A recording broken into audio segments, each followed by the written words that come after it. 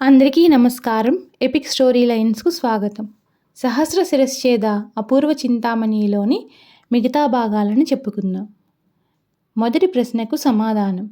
అయ్యా, మొదటి ప్రశ్న వేయమందురా వినండి. సర్వమూ సన్యసించిన పరిశుద్ధ మునీంద్రుని చందమ్మున నటించి రాజ ఆదరణ పొంది పూజారి మరదలకు మచ్చికపడి మహామంత్రిని అమాంతంగా సంహరించి ప్రియురాలితో కూడా సరిహద్దు రాజ్యానికి పారిపోయిన కపట సన్యాసి ఎవరు? సరిహద్దు రాజుల వైరములెట్లున్నవి? ఆ రాజులెవరు? వారి పేరులేమి? దీనికి ఈ నగరమందే సమాధానమున్నదని నాకు తెలిసిందన్నాడు సుధాకర్. జయసేన మహారాజంతటా, నాయనా, అది నేనే నీకు చెప్పుచున్నాను. మా నగరం నందున్న వేణుగోపాలస్వామి దేవాలయం మా పూర్వీకుల నాటి నిర్మాణం. దానికి మేమే ధర్మకర్తలం. మా రాజపాలనం నందే ఉన్నది. స్వామికి కావలసిన వైభవములన్నీ మేమే చూచుకుంటున్నాము.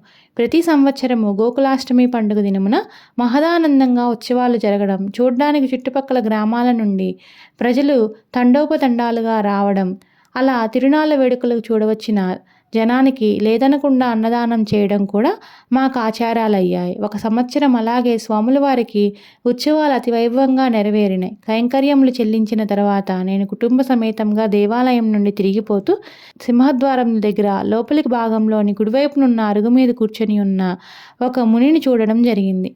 నిజానికై మునీంద్రుని ముఖమద్మంలో మహాతేజం కొట్టించినట్లు కనబడుతుంది. నేను ఆ యతీంద్రునికి చేతులు మోడ్చి, మహాత్మా, కేవలం పరమశివమూర్తిలా సాక్షాత్కరించిన మీరు దైవాంశ సంభవులుగా కనబడుచున్నారు.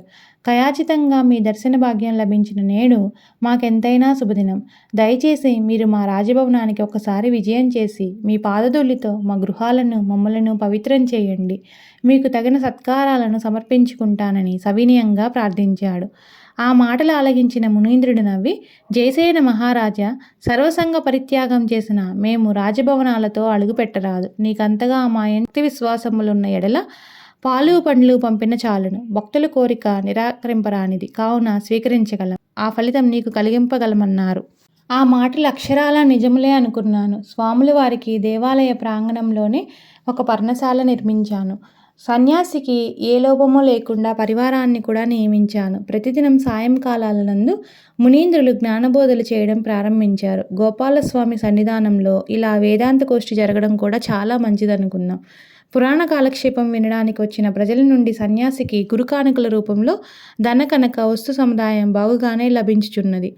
కాలక్రమంగా స్వాముల వారు స్త్రీలకు ఉపదేశాలు ఇయ్యడం అధికమైంది. ఆ సమయాలలో పురుషులుండరాదనే కట్టుబాట్లు కూడా రూపొందినాయి. గురుస్వాముల వారికి ఏకాంత సేవలు ఎక్కువయ్యాయి. ఆలయ పూజారి గారి మరదలు తిరువేంగళాంబాదేవి కూడా ఇంతకు ముందు నుండి పూజలు చేయడం, పురాణాలు చెప్పడం ఉండేది. ఆమెకు కూడా ఒకరిద్దరు శిష్యురాలు ఉండేవాడు. పండిత గోష్ఠి అనే పేరుతో ఈ తిరువేంగళాంబాదేవి గురువుగారుల కలయికలు ఎక్కువయ్యాయి. తొందరలోనే వారిద్దరి మధ్య ప్రేమ కలాపం ప్రారంభమైంది. అది గమనించిన పూజారి స్వాముల వారిని చాలాసార్లు మందలించాడు. చివరిసారిగా పూజారి వానితో, మీరింతటా మా నగరం నుండి వెళ్ళిపోవడం మంచిదని కూడా హెచ్చరిక చేశాడు. కానీ సన్యాసిలో చీమ కుట్టిన మాత్రమైనా చలనం రాలేదు. చివరికది మా విచారణకు వచ్చింది. నేను 4 రాజసేవకులనిచ్చి మునిని బంధించుకు రమ్మనమంటూ మహామంత్రుల వారిని నియమించాను. మహామంత్రి రాజసేవకులను వెంటబెట్టుకొని పోయి వాని పర్ణశాలలో ప్రవేశించినంతనే విషవాయు ప్రయోగం చేశాడు. రాజసేవకులిద్దరూ త్రోతప్ప పడిపోయిన సమయంలో తిరువేంగళాంబాదేవితో కూడా వెళ్ళిపోవచుండా మహామాత్యుల వారు వారిని అడ్డగించడం జరిగింది. కపట సన్యాసి తన దగ్గర దాచి ఉంచిన కరవాలంతో మంత్రిని అమాంతంగా హత్య చేసి పారిపోయాడు. తరువాత రాజసేవకులను నియమించి ఎంత దూరం వెతికించినా ఆ యతీంద్రుని జాడ కనపడకపోయింది. తిరువేంగళాంబాదేవినూ కనపడలేదు. సరిహద్దు రాజ్యమైన అవంతిపుర పాలకులకు మాకంతకు పూర్వం బద్ధ వైరం ఉండేది. వారు మమ్మెదిరింప తగినంత బలవంతులుగాక దూరంగా తొలగి ఉండేవారు. గజపతి సింహ నరేంద్రునికి కూడా మమ్మెదిరించి రాగల ధైర్య సాహసాలు ఏమాత్రమూ లేవు. కానీ ఉన్నట్టుండి ఒకనాడు గజపతి సింహుడు మా మీదకు దండెత్తి రావడం జరిగింది. నిజానికి ముందు మేము ఆ మాట నమ్మలేకపోయాం. వీనికింత ధైర్యం ఎక్కడిదా అనుకున్నాం. ఎలాగైనా యుద్ధం తప్పదనిపించింది. మా సైనికులు పట్టుదలతో పోరాడారు. మాకు విజయం లభించింది. మా సైన్యాధిపతి అయిన రిపుభయంకరుడు సాహసించి గజపతి సింహుణ్ణి బంధించుకుని వచ్చి మా ముందుంచాడు. ఎంత భగవానినైనా చేత చిక్కినప్పుడు చంపుట మా సంప్రదాయం కాదు. శరణుజొచ్చిన వాణ్ణి నిందింపం కూడా. నిండు సభలో నేను అతన్ని చూచి, గజపతి సింహ, ఇప్పుడు ఎందులకి యుద్ధం చేశావు? జననష్టమైన నీకు వచ్చిన లాభమేమి అని అడుగుగా, నా అంతడు లజ్జావదనమున, జయసేన మహారాజా, నేనిప్పుడు వెనుకటి గజపతిని గాను, నీకు శరణార్థిని, నన్ను బంధ విముక్తుని గావింపుము, జరిగినదంతా వివరిస్తానన్నాడు. నా ఆనతి ప్రకారముగా వాని బంధములు తొలగించారు మా సైనికులు. ఉచితాసనం మీద వాణ్ణి సుఖాసీనుని గావించాము. అంతటా ఆ గజపతి సభలోని వారందరి ముందు ఇలా చెప్పాడు. జయసేన మహారాజ చరిత్ర. జయసేన మహారాజా, నేను కొలువుదీరి ఉన్న సమయం, ఎక్కడి నుండి ఏమో ఒక యోగీంద్రుడు వచ్చాడు. మేము అతన్ని గౌరవించి కూర్చుండ నియమించాము. ఆ వచ్చిన సన్యాసి నా వంక చూచి, గజపతి సింహ, తొందరలో నీకు చక్రవర్తి యోగం సిద్ధింపబోతుంది అన్నారు. గొప్ప దశ రానున్నదన్నప్పుడు ఎవరికైనా భ్రాంతియే కదా. నేను నిజంగా నా మహర్షి అన్నాను. మేము మునీంద్రులం, మా నోటి మాట బూటకం కాదు. నీకు శత్రువులైన ఇలాపురం రాజులను ఓడించే ఉపాయం నాకు తెలియను, నీకు చెప్పడానికే వచ్చాను అన్నాడు. ఆ మాటలు నాకప్పుడు రుచించినాయి. సాధువులకు రహస్య మందిరంలో ప్రవేశం కల్పించాను. రాజా, నేను కపట సన్యాసి రూపంలో ఇలాపురం ప్రవేశించి అచ్చటి ప్రభువులను నమ్మించగలిగాను. నాకు నీవిద్దరు ముగ్గురు వేగుల వారెండ్రును సేవకులుగా నియమించితే చాలు. వారక్కడ నాకు భక్తులుగా నటించి కోటలోని గుట్టుమట్టు రాబట్టుకునే సదుపాయం నేను చేస్తాను. సమయం చూచి నీవు కొలది సైన్యముతోనైనా వచ్చి జయసేన మహారాజును సులభంగా పట్టుకొని వచ్చినని చెప్పాడు. జ్ఞానం లేని వాడినొకటి వలన నేను అందులకు లొంగిపోయిన నా అపరాధాన్ని మీరిప్పుడు మన్నించాలి. నేను వానికి కావలసిన ధనం ఇచ్చాను. తరువాత ఆ కపటముని మీ రాజ్యానికి వచ్చి ఇక్కడ మహాయోగిలాగా నాటకమాడాడు. సాధువుల వేషాలలో వేగులవాండ్రు నాకెప్పటికెప్పుడు మీ విషయాలు చేరవేశారు. కొంతకాలము ఈ దుర్మార్గుడు ఇక్కడ మీ అందరికీ దేవుడయ్యాడు. చివరికి అతని పాపం పడింది. పూజారి మరదలతో కూడా సరాసరి నా దగ్గరికి వచ్చి చేరుకున్నాడు. నాకప్పటికైనా బుద్ధి రాని కారణమున వారికి ఆశ్రయం ఇచ్చాను. అతడు చెప్పిన ప్రకారముగా మీ కోటను పట్టుకొని విజయం సాధించాలనే పేరాసతో మీ మీదకు దండెత్తి వచ్చాను. కానీ ధర్మం జయించింది. ఇంత చేసినా నన్ను మరణించిన మీ న్యాయబుద్ధికి నేను క్షమాపణ చెప్పుకుంటున్నాను. ఇంత యోగ్యులైన మీతో వైరం పెట్టుకొనడం నాదే పొరపాటని నేనిప్పుడు నిజం తెలుసుకున్నాను. నేను చేసిన దానికి పశ్చాత్తాపడుతున్నాను. జయసేన ప్రభు, మీరు అనుగ్రహించితే నేను మీలో ఒకనిగా కావాలని కూడా తలుచుచున్నాను. ఈ విషయమును బట్టి నా ఈ మాటలు మీరు నమ్మలేకపోవచ్చును. అందులకు ఒక మార్గం చెప్పుచున్నాను. నాకున్న ఏకే కుమారి పద్మావతీదేవిని మీ కుమారుడు విక్రమార్కునికి ఇచ్చి వివాహం నిశ్చయించుకున్నాను. అప్పుడు నా కుమారి మీ ఇంటి కోడలవుతుంది. ఆ తర్వాత మీకెన్ని కలిగించితే నా బిడ్డకు అపచారం చేసిన వాడు నవ్వుతాను కదా. రాజా, దీన్ని మీరు కాదనవలసినదని దీనాతిదీనంగా ప్రార్థించాడు. ఆ మాటలకు నా మనసు కరిగిపోయింది. గజపతి సింహ మహారాజా, గతించిన దానికై చింతించకండి.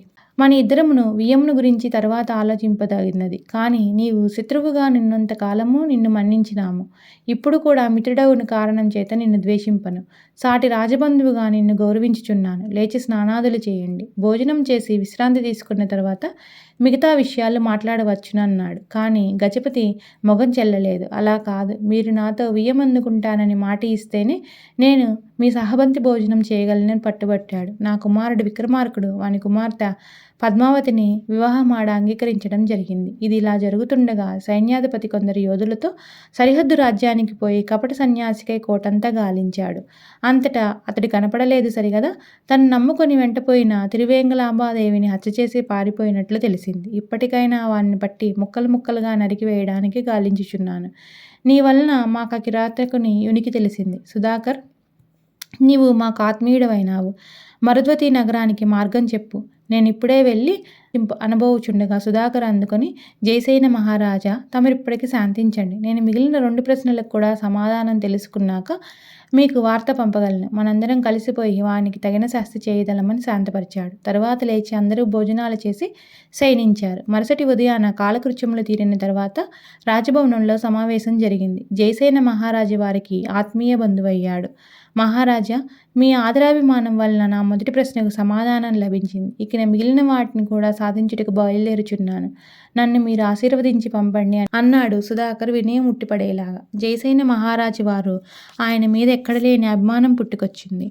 నేను నిన్ను గురించే యోచించుచున్నాను ఉండగానే కొందరు వర్తకులు వచ్చి నమస్కరించి, ప్రభు, తమరెందులకు మమ్మల్ని రావలసినదిగా ఆజ్ఞాపించినందున వచ్చినాము.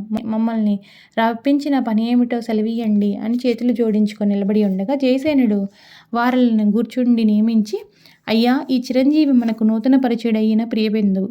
ఇతడు ఒక ప్రముఖ కార్యార్థి అయి కాంసి నగరానికి పోవలసిన అవసరం ఏర్పడింది. మీరు ఇది వరలో కొన్ని పర్యాయములచ్చటికి వ్యాపారార్థం పోయి వచ్చినారు కావున కాంసీనగరం ఇక్కడకెంత దూరం ఉన్నది, ప్రయాణం ఎట్లు చేయాలి మొదలైన వివరములు అడిగి తెలుసుకున్నట్టుకే మేము పిలిపించానన్నాడు. ఆ మాటలు ఆలకించిన వర్తకులు, ప్రభు, కాంసీనగరం మాకు పరిచయం కలదే, కానీ ప్రయాణం చాలా ప్రమాదకరం. అక్కడికి వెళ్ళిన వారు తిరిగి వచ్చిందాకా నమ్మకం లేదు. కనుక ప్రాణాల మీద ఆశలు వదులుకున్న వారు గాని అటు ప్రయాణం చేయరు. అది హాటక మణిద్వీపంలో మధ్యగానున్న నగరం. ద్వీపానికి చుట్టూ తీరంలో విలువైన రత్నజాతులు విచ్చలవిడిగా నేల మీద దొరకగలవు.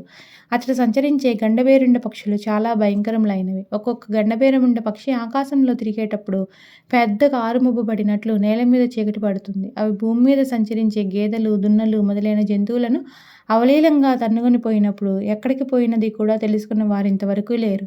అసలు హబక ద్వీపం చేరిందాకను నమ్మకం ఉండదు. ఆ ద్వీపం చుట్టూ సముద్రంలో యోజనం దూరాన చాలా లోతైన సుడిగుండములున్నవి. దారి తప్పి సుడిగుండమును సమీపించినప్పుడు ఇంకా యాడి జాడ కనరాదు. ఆ సుడిగుండములు తప్పితే నీటిలో మునిగి ఉన్న ఎత్తైన కొండలకు ఢీకొన్నచో యోడ ముక్కలు ముక్కలుగా పగిలిపోతుంది. మంచి అనుభవం గల నావికులు జాగ్రత్తగా ఓడ నడిపించినప్పటికీ గొప్ప గొప్ప తిమింగలాల బారి నుండి తప్పించుకొనుటయు కష్టం కనుక వీలైతే తమరు ఆ ప్రయాణం విరమించుకొనడం చాలా మంచిదని హితబోధ చేశారు. ప్రాణం పోయిన తర్వాత మాట నేను చెప్పలేను, కానీ ప్రాణం ఉన్నంత వరకు విరమించే పని ఉండదు. దైవ నిర్ణయానికి అంతరాయం ఉండదు. దయ ఉంచి నేను అక్కడికి వెళ్ళే మార్గం చూపండి అన్నాడు సుధాకర్. మహారాజు వారంతటా వర్తకులారా, మీ మాటలను బట్టి మా చిరంజీవి ఒంటరిగా నంపుటకు మనసొప్పుకున్నది. మీరు ఇదివరలో పోయి వచ్చిన వారు. ఇట్లయినను మీరు కొన్ని అనుభవములు సంపాదించి ఉంటారు. మానవ ప్రయత్నానికి లోపం లేకుండా మీ ప్రాణరక్షణకు కావలసిన సదుపాయాలన్నింటినీ నేను చేయిస్తాను. మీకు ఏ సామాగ్రి కావలసి ఉంటే దాన్నంతా సమకూరుస్తాను. మీరు మా సుధాకరుని కాంసీనగరం తీసుకుని పోయి విడిచిపెట్టి రండి. మీరు అడిగినంత ధనమిస్తాను అన్నాడు. వర్తకులు కాదనలేక, ప్రభు, మీ ఆజ్ఞ మీరరానిది కనుక ఎల్లుండే ప్రయాణం అని చెప్పి వెళ్ళిపోయారు. దారి తప్పిన ప్రయాణము. ఓడ బయలుదేరింది. జయసేన మహారాజు ఓడ నిండా ప్రయాణికులకు కావాల్సినన్ని ఆహార పదార్థాలన్నిటినీ సమకూర్చాడు. తిమింగలాలు వస్తే వారిని చంపడానికి వీలైన ఆయుధాలతో సేవకులను నియమించాడు. కొత్త దేశంలో రాజకుమారునికి అవసరం అంటూ కావలసిన ధనం అందించాడు. మహారాజుతో పాటు యువరాజు, మంత్రి మొదలైన వారందరూ ఓడలో ఎక్కిన సుధాకరునకు వీడ్కోలు చెప్పి తిరిగిపోయారు. సముద్ర ప్రయాణంలో అనుభవం గల నావికులు జాగ్రత్తగా ఓడ నడుపుచుండగా వ్యాపారులు కాంసీనగర విశేషాలు రాజబంధువుకు వివరించి చెబుతున్నారు. సముద్రంలో ఓడ వారం రోజులు నడిచింది. ఆకాశంలో ఎగురుతున్న పక్షులను చూచి మనం మణిద్వీప తీరం చేరుకుంటున్నామని ప్రయాణికులను కొనసాగారు. భగవానుని దయ వలన ప్రమాదం పాలు కాకుండా అనుకున్న చోటును చేరుతున్నందుకు ఓడలోని వారందరూ సంతోషించుచుండగా చీకటి పడింది. నావలో దీపాలు వెలిగించారు. అంతలోనే గాలిలో మార్పు కనిపించింది. వాన సూచననిచ్చే గాలి అందరూ అనుమానాలు వెలిబుచ్చారు. క్రమంగా వాన ప్రారంభమైంది. గాలి హెచ్చి తుఫానుగా పరిణమించింది. నావికులు సముద్రంలోనికి లంగర్లు జారవిడిచారు. ఉవ్వెత్తున లేచి వచ్చే కెరటాలు తాకిడి నావకెక్కువైంది. అలలతో పాటు పరిగెత్తున వచ్చి తిమింగలాలు కూడా యోడను తాకుచున్నాయి. మొత్తం మీద బీభత్సం కల్పించుచున్న ప్రయాణికులు బ్రతుకుల మీద ఆశలు వదులుకొని ఎవరెవరి ఇష్టదేవాలను వారు తలుచుకొనిచుండగా సుధాకర్ కూడా జై మృత్యుంజయ మహామునియే నమః అని నమస్కరించుకున్నాడు. తెల్లవారుజామున తుఫాను తగ్గిపోయి ప్రశాంత వాతావరణం ఏర్పడింది. లంగర్లు తీయించి మరలా ప్రయాణం సాగించారు. మనసు వికలమైన నావికులు పొరపాటున దారి తప్పించిన కారణంగా హాటక ద్వీపం చేరవలసిన నావ కీచక ద్వీపం చేరింది. ఓడ ద్వీప తీర ప్రాంతాలకు చేరగానే నావికులు, వ్యాపారులు ఇది హాటక ద్వీపం కాదని, దారి తప్పి మరొక ద్వీపానికి చేరుకున్నామని తెలుసుకున్నారు. ఓడ రేవు చేరింది. తీరవాసులైన కీచకులు నావలో ప్రవేశించారు. అక్కడి వారంతా అడవి కీచక జాతికి చెందిన మొరటివాండ్రు. మన్ను పేరుకున్న శరీరాలు, గొర్రెబొచ్చు లాంటి తల వెంట్రుకలు, ఎర్రగా బయటకు తోసుకుని వచ్చిన కనుగొడ్లు, ఎగుడు దిగుడుగా పొడవైన దంతాలు, ఎవరికీ అర్థం కాని భాష చూచి మన పురాణాలలో వింటుండే రాక్షసులంటే ఇలాంటి మనుషులోనేమోనని అనుకుని భయపడిపోయారు. కీచకులను చూచిన ప్రయాణికులు ఈ గుంపు అడవిజాతి మనుషులలో కూడా చాలా వెనుకబడిన మొరటు రకమని గ్రహించారు. నాగరికత బొత్తిగా తెలియదని, 2 కాళ్ళ పశువుల బాపతని, మన వేషం లేదు, మన భాష రాదు, మాటలతో ప్రయోజనం లేదనుకొని రాజసేవకులు కరవాలాలను దూచి ముందు నలుగురిని ముక్కలు ముక్కలుగా నరికివేశారు. ఓడంతా రక్తమయమైంది. కీచకులు వారి శత్రువుల మీదకు దాడి మీరితే మోటు కర్రలను, రాళ్లను ఉపయోగించి చితక్కొట్టి చంపడం తప్ప ఈ కత్తులు, కటారులు చూచి ఉండలేదు. వారిలో మెరికల లాంటి నాయకులు 4 రూపాయలు లేకుండా తెగిపోవడం చూచినంతనే వారికి కూడా అదే గతి పట్టుతుందేమోనన్న భయం ఎటువారటు పారిపోయారు. ప్రయాణికులంతా ఓడదిగి నిర్భయంగా తీర ప్రాంతాల్లో తిరిగి చూచారు. కీచకులు మళ్లీ వారి దగ్గరకు వచ్చే సూచనలు కనపడనందున నవ్వుకొని అడవినంతా గాలించారు. లేళ్లను, దుప్పులను వేటాడి చంపుకొని తిన్నారు. మంచి పగడాలు, జీపునుగు, యాలకులు, లవంగాలు, జాజికాయ, జాపత్రి మొదలైన సుగంధ ద్రవ్యాలను కొల్లలుగా సమకూర్చుకొని వచ్చిన ఓడలో కూర్చున్నారు. కీచక ద్వీపం నుండి బయలుదేరిన నావ ఏ ప్రమాదము లేకుండా మరునాటికి హాటక ద్వీపం చేరింది. హాటక ద్వీపానికి రాజనగరమైన కాంశీనగరం పాలించే విజయశేఖరవర్మ విదేశీయులకు గౌరవపూర్వక ఆహ్వానములు ఇచ్చాడు. రాజా ఆదరణ పొందిన ప్రయాణికులందరూ స్నానపానాదులు, భోజన సౌకర్యాలు లభించినాయి. ఆనాటి సాయంకాలం వ్యాపారులు సుధాకరుని విజయశేఖరవర్మ భూపాలునికి పరిచయం చేస్తూ, మహారాజా, వీరు మణిద్వీపం నందున్న వజ్రపురాధీశ్వర చంద్రవర్మ భూపాలుని కుమారులు సుధాకర్ యువరాజు వారు మొన్ననే మా జయసేన మహారాజు వారి ఆత్మీయుల బంధువు అయ్యారు. వారే వీరిని స్వయంగా మీ వద్దకు పంపియున్నారు. తమరు వీరితో మాట్లాడగలరని చెప్పి రాజ సన్మానాలు పొంది కీచక ద్వీపం నుండి తెచ్చిన సుగంధ ద్రవ్యములను అమ్ముకొని అతడి విలువైన రత్నములను కొనుగోలు చేసుకొని తరువాత నావనెక్కి తిరుగు ప్రయాణంలో ఇడ్లుకి చేరుకున్నారు. విజయశేఖరవర్మ తన చెంతకు వచ్చిన రాజకుమారుని యోగక్షేమాలను తెలుసుకొని, జయసేన మహారాజు వారి యందు మాకు గౌరవాభిమానాలు ఉన్నవి. వారికి ఆత్మీయులైనందువలన మీరు కూడా మాకు ఆత్మీయులే. మీకు ఇచ్చట ఎటువంటి లోపము కలగదు. మమ్మల్ని కూడా మీరు మీ ప్రియబాంధవులైనట్లు భావించి మా సపర్యలు స్వీకరించా మేము మీ అభిమతం కోరుచున్నాము. భోజనాల అనంతరము విశ్రాంతిగా తమరు విచ్చేసిన కార్యం ఏదియో తెలుసుకొని నాకు అవకాశం ఉన్నంత వరకు తప్పక సహాయపడతాను అని చెప్పిన రాజుగారికి సుధాకర్ వినయపూర్వకంగా నమస్కరించి, తమరు చేయనున్న ఉపకారం నాకొక్కనికి పరిమితం కాదు, మా దేశానికే ఉపకారం కాగలదన్నాడు.